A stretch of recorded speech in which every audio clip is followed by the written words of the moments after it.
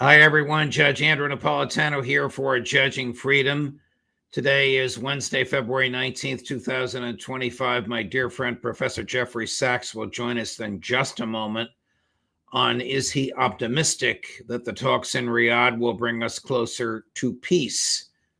But first, this. Did you know that American homeowners have over $32 trillion in equity, and criminals are targeting it with a growing scam the FBI calls house stealing? Scammers can transfer your title out of your name using a one-page document they can file behind your back with the government. And the scariest part, you won't even find out about it until collection notices and foreclosure notices start arriving. The best way to protect your equity is with Home Title Lock's exclusive $1 million triple lock protection. This service offers 24/7 monitoring, urgent alerts, and if fraud should occur, their U.S.-based restoration team will spend up to $1 million to undo the fraud and restore your title. So when was the last time you checked your title? If you're like me, the answer is never. That's why I've partnered with Home Title Lock. When you go to HometitleLock.com, promo code JUDGE, you'll get 30 days of free protection and a free title history report to lock in your peace of mind. Do it today. Go to HometitleLock.com, promo code JUDGE. Professor Sachs, welcome here, my friend. Thank you for allowing us to have this conversation. It's a pleasure and a professional delight. I think you know I feel that way. Not too long ago, you told us and other platforms you feared that the United States was moving the world closer to nuclear war. Do you still have that same fear today, Professor Sachs? I think we've had the most consequential move towards peace in a long time in the last few days. While the doomsday clock, the measure of how close we are to nuclear war, had indeed moved closer in the announcement at the end of January, based on the events essentially of the past year. What has happened in the few weeks of the Trump administration is that we are likely seeing the end of the Ukraine war quite quickly now.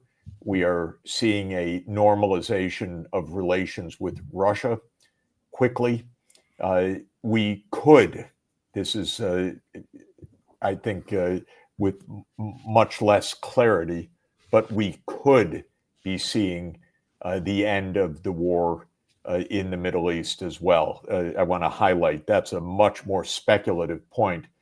But the reason I say it is that Trump, even before he was president, essentially brokered a ceasefire, and that ceasefire is very fragile, but it's still holding in the Middle East. Yeah. Well, before we get to Riyadh, I have to explore this with you. Aren't you of the view that Netanyahu needs war to stay in office and will probably not seriously negotiate for a phase 2, but will redirect the IDF to resume its genocide? Well, I think what we're seeing with Ukraine is that Zelenskyy doesn't have a choice. The war in Ukraine is going to end because the U.S. is going to end the war. The same thing would happen in Israel. If Trump says the war is over, then Netanyahu cannot fight this war. Both the Ukraine war and the war in Gaza essentially were backed by the United States, made possible by the United States, funded by the United States, armed by the United States. And if the United States says the war in Gaza is over, it's over. So it's not up to Netanyahu, just as the war in Ukraine is not up to Zelenskyy.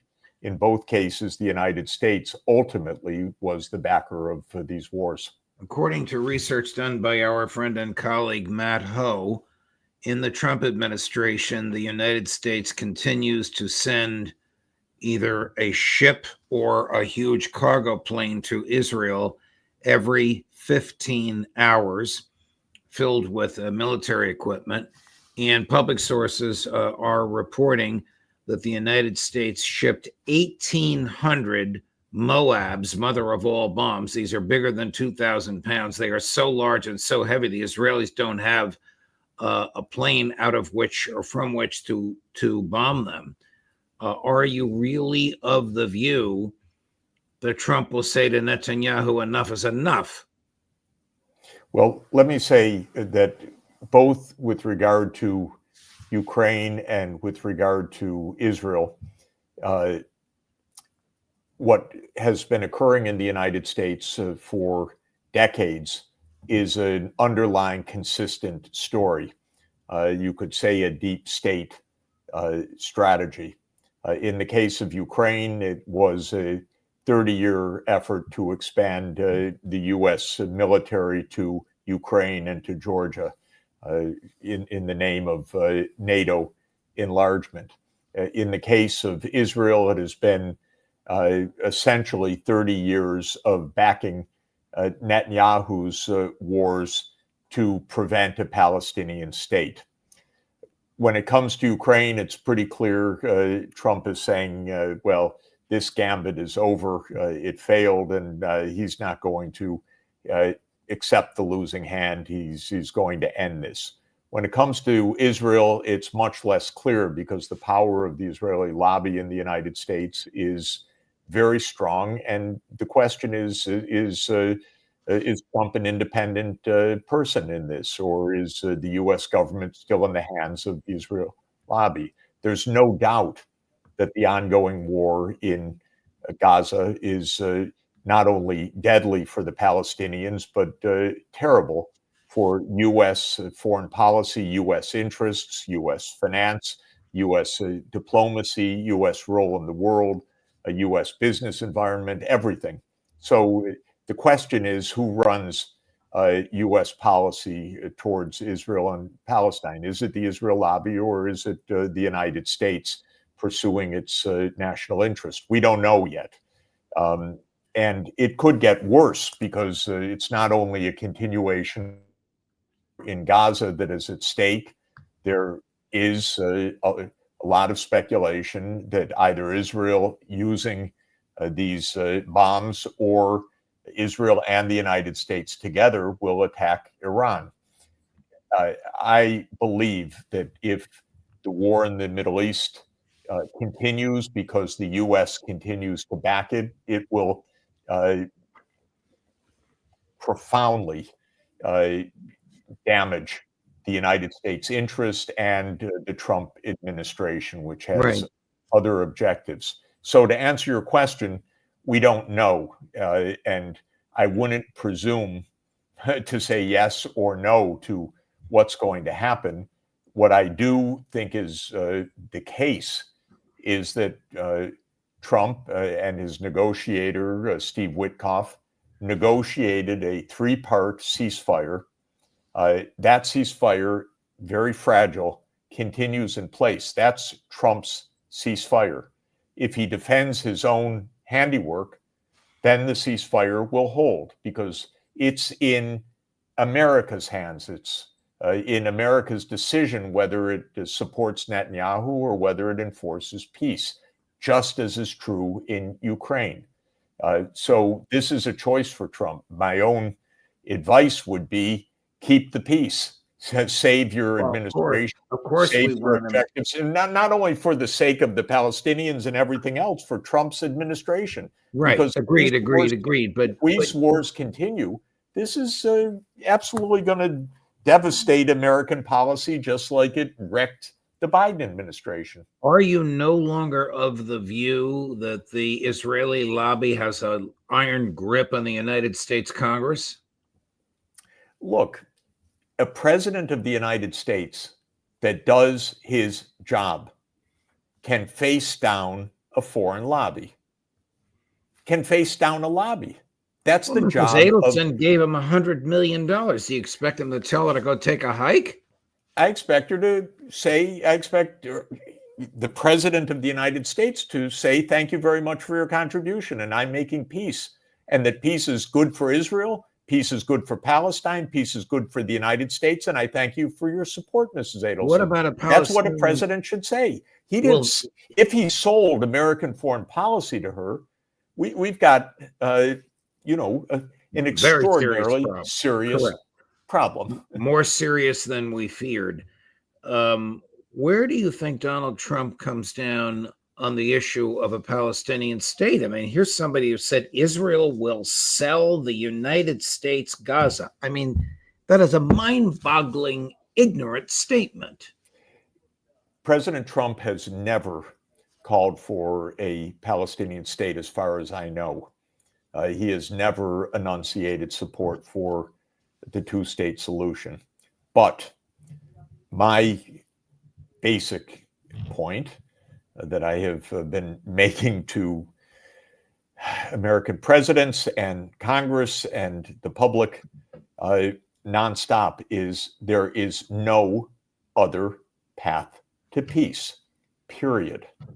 And so if Trump wants success, he will recognize that 95% of the world's population live in countries that vote for the two-state solution. There's overwhelming global near unanimity for the two-state solution. The entire Arab League, the 57 countries of the Organization of Islamic Cooperation, the OIC, the African Union with its 55 countries, where I was just at the African Union Summit, across the world, other than Israel, naturally, the United States, which has unconditionally backed Israel up until now, Nauru, what is that? Nauru is the smallest country in the United Nations. It's got 12,000 people in it. It votes with the United States. Micronesia, which is similarly not quite as small as Nauru, but it is bound by treaty to vote with the United Nations, and a tiny handful of other countries vote against the two-state solution. So if President Trump gets informed about this, and he will be informed, I believe, by the most important interlocutor, the Crown Prince of Saudi Arabia. This is extremely important. It's notable that the negotiations between Russia and the United States took place in Saudi Arabia. This is not accidental. Saudi Arabia is an extremely important country for the United States, for the Trump administration, for the Middle East. What Saudi Arabia is saying, what the Crown Prince is saying, we have a path to peace. The peace path is actually straightforward. It's one vote change in the United Nations, and that is America's vote to stop vetoing a state of Palestine and rather vote for a state of Palestine in the UN Security Council. Let me just stop you here. How badly does Netanyahu want to normalize relations between Israel and Saudi Arabia? Because the Crown Prince has said several times that will not happen without the two-state solution, without a sovereign Palestine. Netanyahu, first and foremost, there's a fancy word we say lexicographically, which means unconditionally the first thing is no Palestinian state. He would give up everything, including world peace, World War III, you name it, to try to prevent a state of Palestine. But the fact of the matter is it's not his call. It's America's call. Israel has no veto on a state of Palestine. That's a matter of international law, not a decision of Israel. And there's one veto of it in the world today. One. That is the United States government. All right. I want to read to you, because he put it on his Truth Social. This is transitioning to Ukraine and Zelenskyy, Professor Sachs, what the president said earlier today. Think of it. A modestly successful comedian, Vladimir Zelenskyy, talked the United States of America into spending $350 billion to go into a war that couldn't be won, that never had to start, but a war that he, without the U.S. and Trump, will never be able to settle. The United States has spent $200 billion more than Europe, and Europe money is guaranteed while the United States will get nothing back. Why didn't sleepy Joe Biden demand equalization, in that this war is far more important to Europe than it is to us? We have a big, beautiful ocean as separation. On top of this, Zelenskyy admits that half of the money we sent him is, in caps and quotes, missing. He refuses to have elections, is very low in Ukrainian polls, and the only thing he was good at was playing Biden like a fiddle. A dictator without elections. Zelenskyy better move fast, or he is not going to have a country left. In the meantime, we are successfully negotiating an end to the war with Russia, something that all admit only Trump and the Trump administration can do. Biden never tried. Europe has failed to bring peace, and Zelenskyy probably wants to keep the gravy train going. I love Ukraine, but Zelenskyy has done a terrible job. His country is shattered, and millions have unnecessarily died, and so it continues. Whew! Talk about a 180-degree change from a month ago when Joe Biden was still in office, Jeff. Let's just say the war is coming to an end. This is all. The war depends on U.S. arms and financing and Ukrainians dying. So the war will come to an end. Ukraine will actually be saved by the war coming to an end. And all of the rest is Donald Trump messaging. But let's just say that he's bringing the war to an end. All right. It was very Trumpian, particularly with the caps in there. I didn't identify everything that was in caps, but every time he referred to himself, it was in all caps. But an interesting phrase, Zelenskyy is playing Biden like a fiddle. Is Netanyahu playing Trump like a fiddle, Professor Sachs? The point is that for really back to Truman, but especially in the last 30 years, the United States has done what Israel says. That's true of every president in modern times. And the question is whether Trump will break free of that, whether he will understand that the success of his administration depends on it, and whether he will do what I call the job of an American president, which is to put a brake on war. It's the main job of an American president. It hasn't happened for decades. Netanyahu has been the author of so many American wars, including, of course, the war in Iraq, the war in Syria, the war in Libya, as we've discussed, and as Dennis Fritz wrote about in Deadly Betrayal, and as many other historians have written about.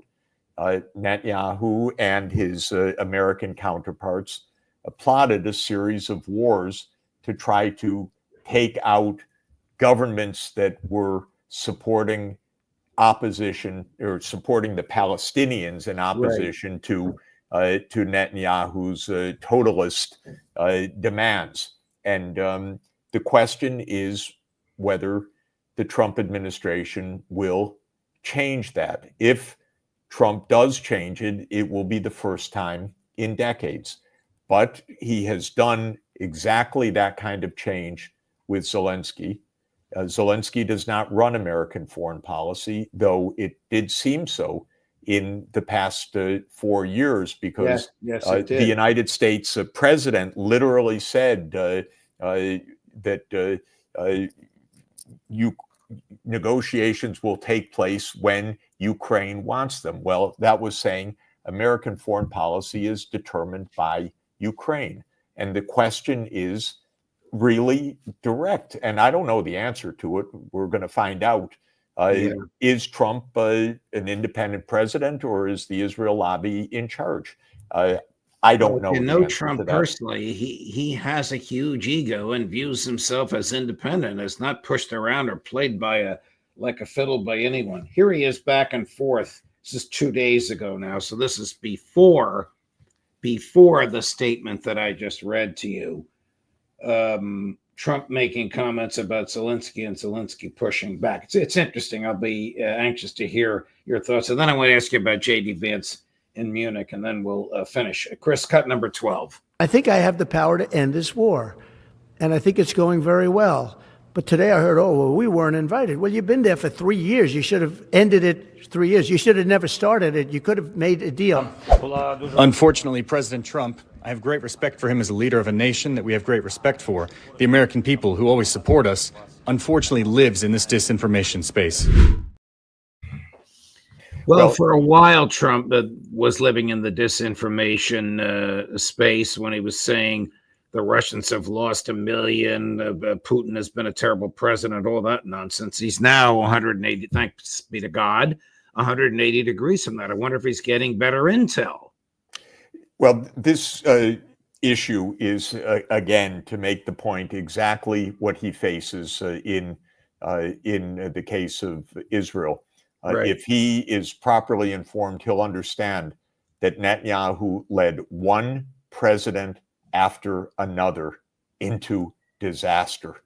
And the question is, will he let himself be led into disaster by Netanyahu? I hope he's watching us now. We know he likes to watch you, Professor Sachs. We know from that clip of yours at the Cambridge Union that he ran. Switching gears, and before we go, what was your take on Vice President Vance's dressing down of European leaders in Munich? Helpful for the United States or hurtful? Or something? Well, I think it is a wake-up call for Europe. Europe blindly followed Biden. It followed the American deep state into disaster. Europe essentially gave up a foreign policy for what it deemed to be American protection. And what all of the events of the last couple of weeks have shown to Europe, and I am in Brussels today, spoke at the European Parliament, in fact, to parliamentarians. It shows that Europe needs a coherent foreign policy, that times are different right now.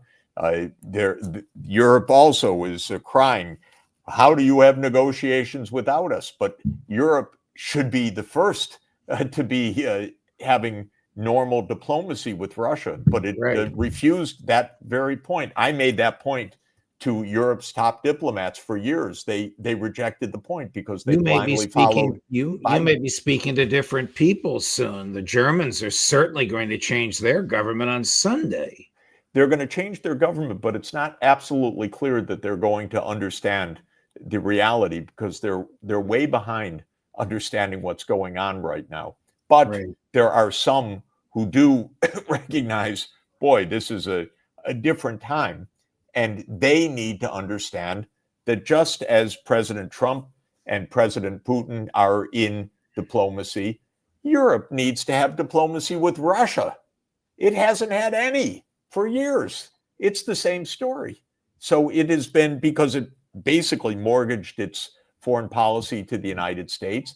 And I think what J.D. Vance signaled for them was, they're not aligned together. Without getting into the specifics, what's more important is that the Europeans said, whoa, we don't know what's going on. Well, I hope they figure out what's going on quickly, which is that you can't just have one region that says, you do our foreign policy.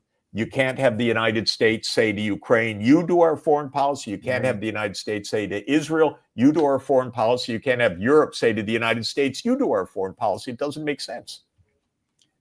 A terrific conversation, Professor Sachs, for which I thank you. I know it's the middle of the night where you are. You're always as sharp as a tack. And thank you for joining us. Thank you for your time. Thank you for letting me pick your brain. We need to have a meal together with Dr. Sachs, your other half, when you're back in New York. Absolutely. And I hope you come back and visit with us again next week. All the best. We'll see you next week. Thanks a lot. Thank you. Bye-bye. A brilliant and selfless person, if ever there was one. Tomorrow, Thursday, Professor Gilbert Doctorow at 8 in the morning, Max Blumenthal at 1 in the afternoon. Colonel Lawrence Wilkerson at 2 in the afternoon, and the worth waiting for Professor John Mearsheimer at 3 in the afternoon. Judge Napolitano for Judging Freedom.